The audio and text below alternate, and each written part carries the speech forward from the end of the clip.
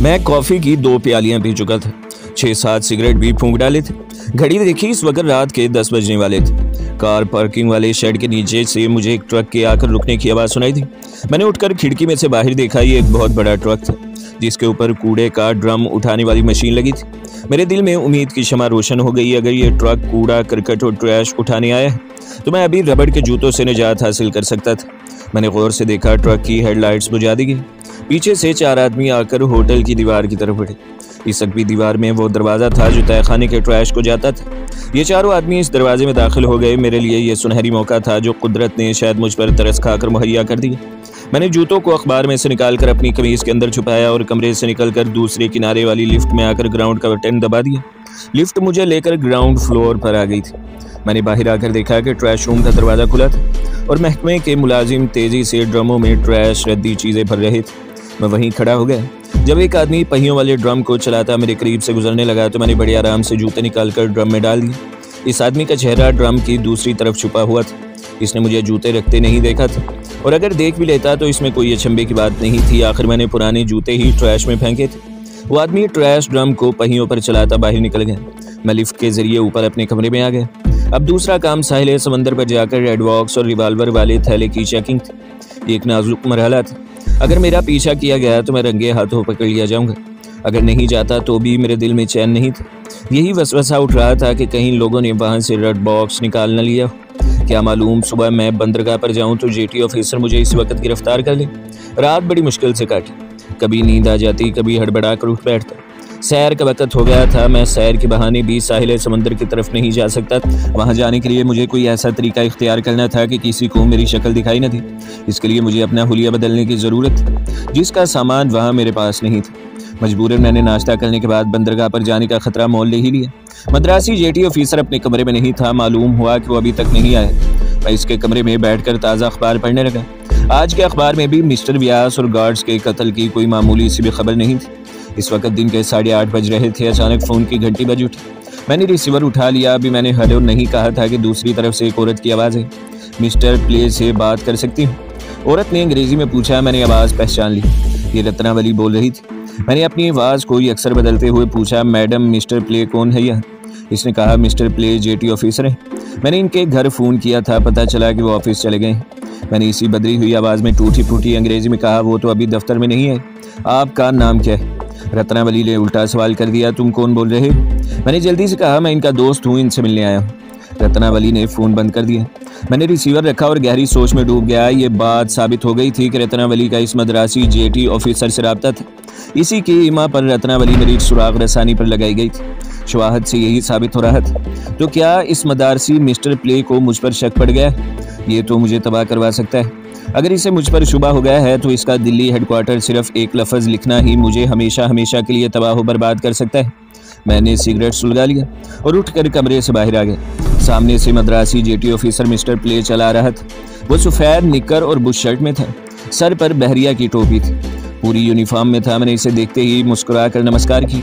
वो भी नमस्कार कहकर मेरे करीब आया और बोला, कैप्टन महताज, तुम ठीक वक्त पर आए हो। मैं ही लेट हो गया। नौकर ने मुझे देर से उठाया। मैं इसके चेहरे के तासुरात का बगौर मुतालिया कर रहा था। इसके चेहरे से ये बिल्कुल जाहिर नहीं हो रहा था कि इसे मुझ पर किसी किस्म का शक हो चुका है। या तो ये आदमी इंतहाई अय्यार और मक्कार था और या फिर इसे मेरे बारे में कुछ भी इल्म नहीं था। लेकिन फिर रत्नावली ने इसे फ़ोन क्यों किया था? मुमकिन है वो इसके रिश्तेदार हो, ये भी मुमकिन है कि वो इसकी दोस्त हो। जेटी ऑफिसर की उम्र ज़्यादा नहीं थी। मुझे खामोश रहकर हालात का जायज़ा लेना और हवा के रुख को देखना था कि वो किस तरफ को चल रही है। मिस्टर व्यास की पोस्टमार्टम रात को ही आ गई थी। मिस्टर प्ले ने बताया कि रिपोर्ट में यही लिखा है कि मिस्टर व्यास की मौत चाकू की ज़रबात से वाक़ई हुई है और इसका गला भी दबाया गया था। मैंने अपनी तसल्ली के लिए पूछा, क्या फिंगरप्रिंट नहीं मिल सके? नहीं, जेटी ऑफिसर सर को नफ़ी में हिलाते हुए बोला, ये तक़रीबकार पूरे एजेंट होते हैं। इन्हें इसके लिए पूरी ट्रेनिंग दी जाती है। वो अपने फिंगरप्रिंट्स कैसे छोड़ सकते हैं भला? इसकी बातों और चेहरे के तासुरात से कम मैं तो इसी नतीजे पर पहुंचा कि इन्हें रेड बॉक्स और मेरे बारे में कुछ पता नहीं है। ये मेरी खुशफहमी भी हो सकती थी। इसके बावजूद ये फैसला मैं कर चुका था कि चाहे कुछ भी हो जाए, मुझे साहिल समंदर की चट्टानों में पहुंचकर रेड बॉक्स को अपनी आंखों से देखना और पूरी तसल्ली करनी है। मैं इसे वहां से निकाल कर किसी और जगह मुंतकिल कर देना चाहता था। समंदर में डुबोने से मुझे वहम था कि वह किसी न किसी वक्त बाहर आ जाएगा। बारूद से इसे तबाह भी नहीं किया जा सकता था। इसे मेरे लगाए गए ताकतवर टाइम बम और तारपैडों के धमाके तबाह नहीं कर सकते थे। मिस्टर प्ले ने मेरे और अपने लिए कॉफ़ी मंगवा ली। थोड़ी देर बाद रूसी मुशीर वमेज़ी भी आ गया। इसने आते ही कहा, मैं आज वापस दिल्ली जा रहा हूँ। मुझे अपने सफ़ीर ने सलाह मशवरे के लिए बुलाया है। मैं खामोशी से सिगरेट के हल्के हल्के कश लगाता रहा। मिस्टर प्ले ने कहा, मिस्टर वमेज़ी, परसों मद्रास से एक खसूसी तहकीकाती टीम मामले की छानबीन के लिए आ रही है। क्या तुम इनसे नहीं मिलोगे? वमेज़ी ने कहा, सॉरी मिस्टर प्ले, मेरा जाना बहुत ज़रूरी है। मुमकिन है मैं इस महीने के इख्तिताम पर फिर आऊँ। अच्छा, मैं इजाज़त चाहूँगा, मुझे कई इंतजामात करने हैं अभी। रूसी मुशीर मिस्टर वमेज़ी ने मिस्टर प्ले और मुझसे गर्मजोशी से मुसाफा किया और चला गया।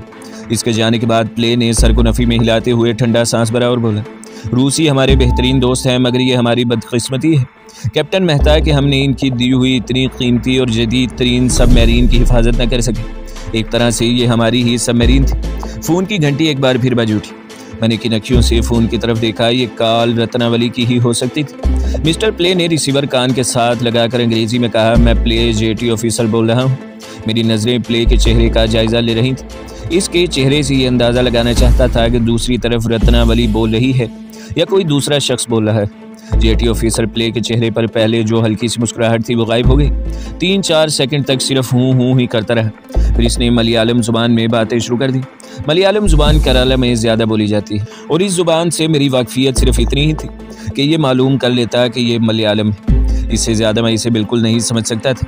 इस तब्दीली ज़ुबान से मैंने फ़ौरन अंदाज़ा लगा लिया कि वो रत्नावली से ही बातें कर रहा है, वरना इसे मेरे सामने ज़ुबान बदलने की ज़रूरत नहीं थी। प्ले को ये मालूम था कि मैं तामिल, तेलुगु और मराठी, गुजराती, बंगाली रवानी से बोल और समझ लेता हूँ, मगर मलयालम नहीं जानता। ये मैंने ही एक बार बताया था। मैंने बज़ाहिर अपनी तवज्जो दूसरी तरफ कर ली और मेज़ पर रखा हुआ पुराना तामिल अखबार उठाकर इसकी वरकगर्दानी करने लगा। इससे ये भी साबित होता था कि उन्होंने मेरे खिलाफ गठजोड़ किया हुआ है और ये भी नतीजा निकाला जा सकता है कि मिस्टर प्ले के रत्नावली के साथ इस किस्म के ताल्लुकात हैं कि वो इन्हें मुझसे पोशीदा रखना चाहता है। इसने फ़ोन बंद करके रिसीवर रखा तो मैंने अखबार तय करते हुए कहा, आज रात मैं रिपोर्ट मुरतब करने वाला हूँ। सोचता हूँ 2-1 रोज़ में दिल्ली वापस चला जाऊँ। जेटी ऑफिसर ने मेरी तरफ देखा। एक लम्हे के लिए इसकी आंखें जैसे साकित हो गईं। बड़ा पुरस्रार आदमी लगने लगा था। वो मुझे कहने लगा, मद्रास से तहकीकाती टीम आ रही है। मेरा ख्याल है तुम्हें इनकी रिपोर्ट का इंतज़ार करना चाहिए। तुम्हारा क्या ख्याल है? बात इसने दफ्तरी एतबार से बिल्कुल दुरुस्त कही थी। मैं इनकार न कर सका। अरे हाँ मिस्टर प्ले, ये तो मैं भूल ही गया था। मैं रुक जाता हूँ। कौन कौन आ रहा है इस टीम में? इसने प्याली में चम्मच हिलाते हुए कहा, डायरेक्टर जनरल इंटेलिजेंस और 2 इंस्पेक्टर इनके साथ होंगे। मुझे यूं लगा जैसे वो ये जुमला अदा करने के बाद मेरे चेहरे का रद्द-ए-अमल पढ़ने की कोशिश कर रहा है। मैंने अपने चेहरे को बिल्कुल सपाट बना लिया था। बहुत खूब मुझे यकीन है कि वो कोई ना कोई ऐसा नुक्ता ज़रूर मालूम कर लेंगे जिससे हमें सिनहाली तक़रीबकारों को फौरी तौर पर गिरफ्तार करने में मदद मिलेगी। क्यों नहीं, जेटी ऑफिसर ने प्याली उठाते हुए कहा। कोई भी बात मेरे सामने वाज़ेह होकर नहीं आ रही थी, मगर जहन में शकूक व शुबहात के भंवर चक्कर लगा रहे थे। सवाल ये पैदा होता था कि अगर इन लोगों को मुझ पर शक था तो उन्होंने अभी तक मुझे खुला क्यों छोड़ रखा था। हो सकता है इन्हें किसी सबूत की ज़रूरत हो या वो मुझे रंगे हाथों पकड़ना चाहते हैं। सबूत के लिए उन्हें मेरे रबड़ के जूतों और रेड बॉक्स की ज़रूरत थी। जूते मैंने ठिकाने लगा दिए थे और रेड बॉक्स के बारे में मैं यही कह सकता था कि अभी इनके हाथ नहीं लगा था। अगर उन्होंने साहिल समंदर से बरामद कर लिया होता तो ये नामुमकिन बात थी कि मैं जेल से बाहर चल फिर रहा होता। बहरहाल अपना शुबा दूर करने के लिए मेरा साहिल समंदर वाली चट्टान में जाकर रेड बॉक्स के थैले को एक बार अपनी आंखों से देखना लाजमी अमर हो गया था। इस वक्त मेरी निगरानी मेरे अंदाजे के मुताबिक कोई भी नहीं कर रहा था। अगर मैं वहाँ से निकलकर इधर उधर से होता हुआ साहिल समंदर पर जाता हूँ तो मेरे ख्याल में मेरा ताक़ुब करने के इम्कानात बहुत ही कम थे। ये मेरा क़यास था। चुनांचे मैंने जेटी ऑफिसर प्ले से ये कहकर रुख्सत तलब की कि मुझे दिल्ली हेडक्वार्टर से एक अहम फ़ोन कॉल का इंतज़ार है। दोपहर के बाद आऊँगा। बंदरगाह से निकलते ही एक बस पर सवार हो गया। 2-3 बाज़ारों में से गुजरने के बाद एक स्टॉप पर उतरा। वहाँ से टैक्सी ली और शहर के जुनूबी इलाके की तरफ निकल आया। यहाँ से फिर बस में सवार हुआ और इस सैनमा घर के आगे उतर पड़ा जहाँ से साहिल समंदर पर जाने वाली सड़क शुरू होती थी। स्टॉप पर उतरते ही मैं सामने वाली एक किताबों की दुकान में दाखिल हो गया। दिन का वक्त था, धूप खूब निकली हुई थी। सड़क दूर तक साफ दिखाई दे रही थी। मैं किताबों की एक अलमारी की ओट में खड़े होकर किताबों की वरगर्दानी करने लगा।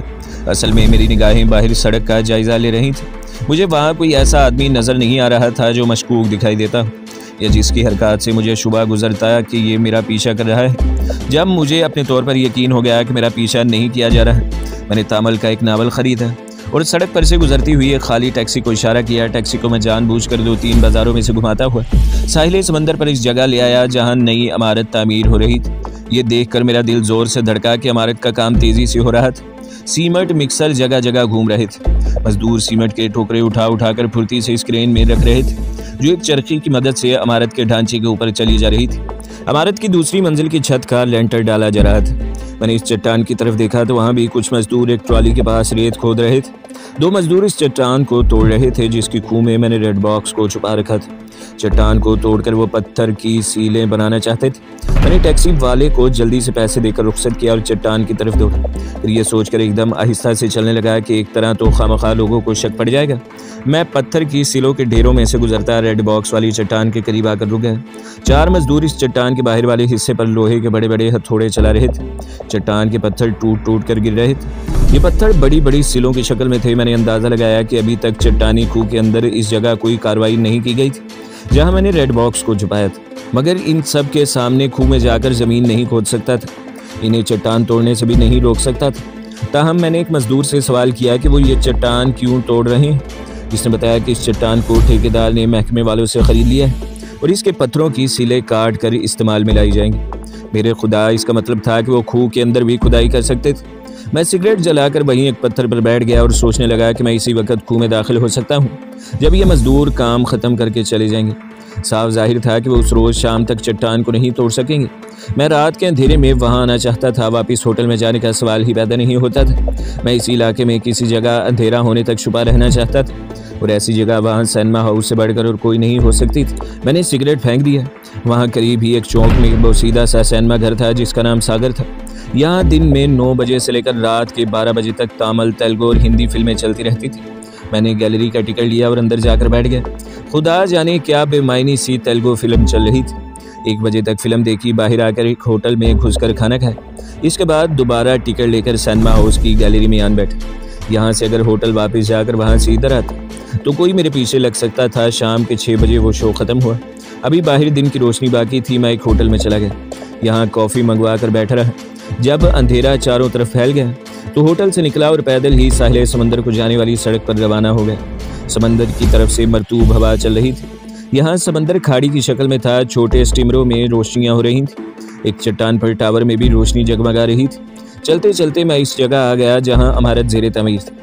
मजदूर जा चुके थे। दूर कुछ चौकीदार आग जलाए शायद चाय कॉफ़ी बना रहे थे। समंदर की लहरें ज़ोर ज़ोर से आकर साहिल पर चढ़ती और फिर वापस चली जाती। मैं इस तरफ से हटकर चल रहा था जहाँ इमारत के पत्थरों के ढेर पड़े थे। रेड बॉक्स वाली चट्टान मजदूरों ने शाम तक तकरीबन आधी तोड़ डाली थी। ये कोई ज़्यादा बड़ी चट्टान नहीं थी। मैं पत्थरों के पीछे से होता हुआ चट्टान की खूह में घुस गया। वहाँ रेत नरम थी। मैंने जल्दी जल्दी एक जगह से छोटे छोटे पत्थर हटाने शुरू कर दिए। इन पत्थरों के नीचे रेत और संगरेजे थे। इन्हें भी जितनी जल्दी हटा सकता था हटा दिया। नीचे वो गड़ा नमूदार हुआ जिसके पहलू की दीवार में मैंने एक जगह शगाफ करके रेड बॉक्स को छुपा दिया था। वहाँ मैंने पत्थर ठोंस रखे थे। इन पत्थरों को बाहर लुढ़काया और जब फिर मेरा हाथ अंधेरे में चमड़े के थैले से टकराया तो मुझे जैसे नई जिंदगी मिल गई। तेजी से थैला बाहर निकाला। रेड बॉक्स और मेरा रिवॉल्वर इसमें मौजूद थे। दोनों चीज़ों को लेकर गड़े से बाहर निकला। मैं पतलून कमीज में था। थैले को कमीज के अंदर नहीं छुपा सकता था। इसी तरह झाड़ कर इसे बगल में दबा लिया। चट्टान के दहाने पर आकर झुक गया। दाएं बाएं देखा, वहाँ कोई नहीं था। फुर्ती से समंदर की जानिब उतर गया और साहिल के साथ साथ आगे की जानिब चलने लगा। मेरा जूता रेत में धंस रहा था।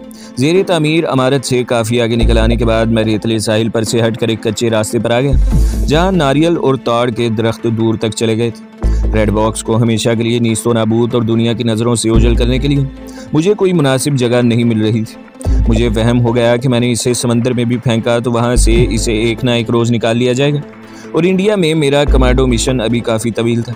मुझे अपनी वतन की सलामती की खातिर दुश्मन के लिए अनगिनत नापाक अज़ाइम को बेनकाब करना था। मैं किसी किस्म का ख़तरा मोल नहीं ले सकता था। ये रेड बॉक्स ऐसा था कि मुझे एक सेकंड में बेनकाब किया जा सकता था। इसमें पूरी फिल्म महफूज थी। जब मैं आप दोस्त के तारपेडो रूम में बम के फ्यूज़ लगा रहा था चलते चलते मैं शहर के शुमाली इलाके में निकल आया। यहाँ मैंने एक जगह बहुत से चिराग और मोमबत्तियाँ जलती हुई देखी। मुझे अगरबत्तियों की महक भी आई। ये मुसलमानों का कब्रिस्तान था। कब्रिस्तान का ख्याल आते ही एक ऐसी तरकीब मेरे जहन में आ गई कि जो तीर बहदफ था। अगर मैं रेड बॉक्स को किसी कब्र में दबा दूँ तो क़यामत तक इसे कोई बाहर नहीं निकाल सकता। कब्र को दोबारा खोदने का सवाल ही पैदा नहीं होता था। इस मंसूबे को जहन में लेकर कब्रिस्तान में दाखिल हो गया। सबसे पहले मैंने ये देखा कि वहाँ मेरे अलावा कोई ऐसा आदमी या औरत तो नहीं है जो किसी कब्र पर फातिहा पढ़ रही हो या मोमबत्ती जला रही हो। मैंने सारी कब्रों में घूम फिर कर देखा, वहाँ कोई भी नहीं था। बुरकन की झोंपड़ी भी मुझे नजर न आई। शायद वो भी कब्रिस्तान की बजाय करीबी बस्ती में रहता था। अब मैंने कब्रों का जायजा लेना शुरू कर दिया। मैं किसी ऐसी कब्र की तलाश में था जो नई भी हो, यानी जिसमें 2-1 रोज पहले कोई मुर्दा दफन हुआ हो। बहुत जल्द मुझे ऐसी कब्र मिल गई। इसकी मिट्टी अभी गीली थी। मैंने पहले इस कब्र के पास बैठकर फातिहा पढ़ी, फिर इस कब्र के मुर्दे की रूह से माजरत तलब की। इसके बाद अल्लाह मियाँ से अपने गुनाहों की माफ़ी मांगी और कब्र के दरमियान से मिट्टी हटानी शुरू कर दी। इस इलाके की मिट्टी में रेत ज़्यादा मिली हुई थी, जिसकी वजह से वहाँ बहुत जल्द गड्ढा बन गया। मैं गड्ढे से उतर गया और कोई 1 घंटे की मेहनत के बाद लहद की दीवार तक पहुँच गया। यहाँ लहद की दीवार पत्थरों से चुनी हुई थी। इन पत्थरों को मैं खाली हाथों से नहीं हटा सकता था। अगर मैं वहाँ भी रेड बॉक्स के थैले को रख देता तो कोई ख़ास ख़तरा नहीं था, क्योंकि मैंने कब्र में कोई 4-4.5 फीट गहरा गड्ढा खोद लिया था। चुनाचा मैंने वहीं लहद की दीवार के पास ही रेड बॉक्स के थैले को रखकर ऊपर मिट्टी डाल दी। गड्ढे से बाहर निकला और मिट्टी को कब्र में फेंकना शुरू कर दिया। थोड़ी ही देर में कब्र पूरी हो गई। मैंने कब्र को ऊपर से वैसे ही हमवार कर दिया जैसे वो पहले थी। एक दूसरी कब्र से कुछ फूलों के गुलदस्ते उठाए और इस कब्र पर रख दिए। मेरे हाथ कोहनियों तक मिट्टी में भर गए थे। जूतों पर भी मिट्टी की तह चढ़ गई थी। कब्र को मैंने सिरहाने की जानिब से गौर से देखा। वहाँ कोई कुत्ता नहीं लगा था। ये काम इतनी आसानी से हो जाएगा, आसानी से मुराद ये कि कोई मुझे चेक करने वाला नहीं होगा, मुझे यकीन नहीं था। मैं जल्दी से कब्रिस्तान से निकला और करीबी बस्ती की तरफ चल पड़ा। बस्ती में कहीं कहीं रोशनी हो रही थी। बस्ती के पीछे शहर की इमारतों की रोशनियां झिलमिला रही थी। ये बस्ती मुसलमानों की थी। यहाँ एक मस्जिद के मीनार भी दिखाई दिए। बस्ती के किनारे एक जगह कुआं था जिसके चोंचे में पानी भरा हुआ था। इस चोंचे के किनारे बैठकर मैंने मुँह, हाथ और पाँव अच्छी तरह से धोए। जूतों को सारे का सारा धो डाला ताकि रेत का कोई निशान भी इन पर बाकी न रहे। फिर जेब से रुमाल निकालकर मुँह पोंछा। बालों को छोटी कंघी से संवारा और खुदा का शुक्र अदा करता हुआ बस्ती से हटकर चलता शहर की इमारतों की तरफ हो ली। वहाँ से मैंने बस पकड़ी। आधे रास्ते में उतर कर टैक्सी ली और अपने होटल में आ गए। अपने जूतों और पतलून को पानी डालकर अच्छी तरह से धोकर साफ किया ताकि इनमें से रेत का कोई निशान बाकी न रहे। फिर खुद भी गुस्ल किया, कपड़े बदले और फौरन बंदरगाह के सिक्योरिटी ऑफिस में आ गए। जेटी ऑफिसर प्ले ने मुझे गौर से देखा और बोला, कैप्टन तुम कहाँ थे? मद्रास से इंक्वायरी टीम के हेड का फ़ोन आया था। वो तुम्हारे बारे में पूछ रहा था। कल 10 बजे वो यहाँ पहुँच रहे हैं, तुम वक़्त पर आ जाना। मैंने बहाना बनाया कि खाना खाकर ऐसा सोया कि शाम को आँख खुली। मैं सोचने लगा तहकीकाती टीम का हेड मेरे बारे में क्यों पूछ रहा था। मेरे दिल में अब ज़रा सी बात पर अंदेशे बेदार हो जाते थे। हालांकि मैं सुप्रीम हेडक्वार्टर यानी राजधानी से आया था। ये कोई ऐसी बात नहीं थी। मिस्टर प्ले जाने के लिए तैयारी करने लगा। कैप्टन मैं तो जा रहा हूँ, तुम थोड़ी देर यहाँ बैठना, हो सकता है कि मद्रास से फिर फ़ोन आ जाए। मिस्टर प्ले चला गया। इसका चेहरा संजीदा था। मालूम होता था कि बहुत कुछ सोच रहा था। मैं कोई आधा घंटा वहाँ बैठा रहा। मुझे ख्याल आया कि आज रात रत्नावली ने मुझे अपने हॉस्टल में बुलाया हुआ है। वहाँ जाने को मेरा दिल न चाहा। मैं सिक्योरिटी ऑफिस से निकलकर सीधा अपने होटल में आ गया। पतलून सूख गई थी, इसे इस्त्री करवाई। इन्हीं मसरूफियात में रात के 10 बज गए। मैंने कुछ सैंडविचेस मंगवा कर खा लिए। अचानक ख्याल आया कि पूरी रात लड़की रत्नावली से मुलाकात कर ही लेनी चाहिए। सुबह तहकीकाती टीम आ रही है, हो सकता है वहाँ से मुझे कोई मुफीद सुराग मिल जाए। मुझे ये भी फिक्र लगी थी कि अगर रत्नावली इंटेलिजेंस की औरत है तो कहीं जेटी ऑफिसर प्ले के जरिए तहकीकाती टीम तक मेरे खिलाफ कोई ऐसी रिपोर्ट न कर दे जो मेरे हक में हलाकत खेज हो। मैं कुर्सी से उठ बैठा। मेरे पास सिवाय अपने खरीदे हुए चाकू के और कुछ नहीं था। मैंने चाकू पतलून की पिछली पॉकेट में रखा और कमरे को ताला लगाकर होटल से बाहर निकला। रत्नावली का हॉस्टल वहाँ से 6-7 मील के फासले पर था। टैक्सी पकड़ी और हॉस्टल से कोई 2 फरलांग दूर टैक्सी छोड़ दी और पैदल ही नीम तारीख सड़क पर रवाना हो गया। रत्नावली के हॉस्टल की सड़क पर मुड़ा तो दरख्तों के नीचे सड़क के किनारे एक जीप खड़ी थी। मेरा माथा ठनका करीब गया तो मैंने जीप को पहचान लिया। ये जेटी ऑफिसर मिस्टर प्ले की जीप थी। ये मद्रासी यहाँ रत्नावली से मिलने क्यों आया था? मुझे मालूम था। मैं किसी तरह ये मालूम करना चाहता था कि ये मद्रासी रत्नावली से क्या कहने आया है। मैं मुहतात हो गया। सड़क छोड़कर दाएं जानिब दरख्तों के अंधेरे में चलता हॉस्टल के गेट के पास आकर देखा कि गेट का चौकीदार बख पर नीम दराज बेड़ी पी रहा था। जीप हॉस्टल के गेट से कोई 100 कदम के फासले पर दरख्तों में खड़ी थी। इधर भी गहरा अंधेरा था। मैं नहीं चाहता था कि चौकीदार मुझे अंदर जाता देखे। क्योंकि कुछ पता नहीं था अंदर किस किस्म की सूरत हाल पैदा हो जाए और मुझे क्या करना पड़े। रत्नावली का कमरा हॉस्टल के कोने में था। मैं दीवार के साथ साथ चलने लगा। दीवार ऊंची थी, ऊपर खारदार तार नहीं लगी थी। एक जगह एक दरख्त अंदर की तरफ झुका हुआ था। इस दरख्त पर चढ़कर मैं दबे पाँव हॉस्टल के लॉन में उतर गया। रत्नावली का कमरा लॉन के पार था जहाँ रोशनी हो रही थी। मैं गार्डिनिया की बाड़ के साथ साथ एहतियात से भी आवाज़ कदम उठाता रत्नावली के कमरे की खिड़की के पास आकर झुक गया। मुझे अंदर से एक औरत और मर्द की बातें करने की आवाज़ आ रही थी। मुझे मिस्टर प्ले के सिगार की मखसूस खुशबू आई। खिड़की पर अंदर की तरफ पर्दा गिरा हुआ था। मैं कुछ देख नहीं सकता था। मैंने खिड़की के साथ कान लगा दिया। मुझे रत्नावली की धीमी आवाज़ सुनाई दी। वो कह रही थी, सर मैंने कैप्टन मेहता से मिलकर अब तक यही अंदाज़ा लगाया है कि इसका सिन्हाली एजेंटों के गिरोह से कोई ताल्लुक नहीं है। मिस्टर प्ले की तलख लहजे में आवाज़ आई, तुम्हारा अंदाज़ा गलत भी हो सकता है। मुझे यकीन है कि वो सिन्हाली तकरीबकारों से मिला है और रेड बॉक्स की चोरी और मिस्टर व्यास के कत्ल में इसका बाकायदा हाथ। ये दोनों तामिल जुबान में गुफ्तगू कर रहे थे। रत्नावली ने एक तवील सांस लिया और बोली, आपने मुझे खामखा इस काम में उलझा लिया है। मैंने तो मिस्टर व्यास से भी इसी जुबान में माजरत कर ली थी, मगर उन्होंने मुझे भयानक नताइज की धमकी दी। मैं क्या कर सकती हूँ? मिस्टर प्ले ने कहा, यही धमकी मैं भी तुम्हें दे सकता हूँ। अब ये नेशनल सिक्योरिटी का मामला बन गया है। दूसरी तरफ मेरी नौकरी चली जाने का भी डर है। तुम्हें मेरी हिदायत के मुताबिक कैप्टन मेहता की सुराग रसानी जारी रखनी होगी। कल तहकीकाती टीम आ रही है। मैं इसके हेड डायरेक्टर इंटेलिजेंस को कैप्टन मेहता के बारे में बता दूंगा कि मुझे इस आदमी पर शक है कि ये सिन्हाली एजेंट है। मेरे होंठ भीज गए। ये कमीना प्ले मेरी तबाही का प्रोग्राम बनाए हुए थे। रत्नावली की आवाज़ आई, ठीक है आप ऐसा कर सकते हैं, मगर मैं आखिरी बार कैप्टन मेहता के कमरे की तलाशी लूँगी। इसके बाद अगर आपने मुझे मजबूर किया तो मेरा मतलब है कि मैं कॉलेज में लेक्चरर हूँ। मैं आप लोगों में फंस गई हूँ, अब निकलना चाहती हूँ। मुझे इन बातों से कोई सरोकार नहीं है। मिस्टर प्ले ने खुले लफ्ज़ों में कह दिया, रत्नावली अगर तुमने मेरे कहने के मुताबिक अमल न किया तो तुम जिंदा नहीं रह सकोगी। तुम अच्छी तरह जानती हो कि मैं ये बात यूं ही नहीं कह रहा। रत्नावली की तरफ से खामोशी रही। मिस्टर प्ले के दोबारा पूछने पर रत्नावली की मायूस और सहमी हुई आवाज़ सुनाई दी, ये ब्लैकमेलिंग है। मिस्टर प्ले ने कहा, यह हमारी नेशनल सिक्योरिटी का मामला है। रत्नावली ने फ़ौरन जवाब दिया, तुम अपनी खाल बचाना चाहते हो मिस्टर प्ले? ठीक है, मैं अभी मरना नहीं चाहती। तुम जैसे कहोगे वैसे ही करूँगी। इसके साथ ही कुर्सी की चिड़चिड़ाने की आवाज़ आई। मिस्टर प्ले कह रहा था, मैं चलता हूँ, कल शाम को आकर तुम्हें नई लाइन बताऊँगा। तो दोस्तों, अगली किस्त सुनने के लिए हमारे चैनल को सब्सक्राइब करें, वीडियो को लाइक करें और बेल के आइकॉन को भी दबा दें ताकि हर जो आने वाली वीडियो है वो आपको सबसे पहले मिलती रहे।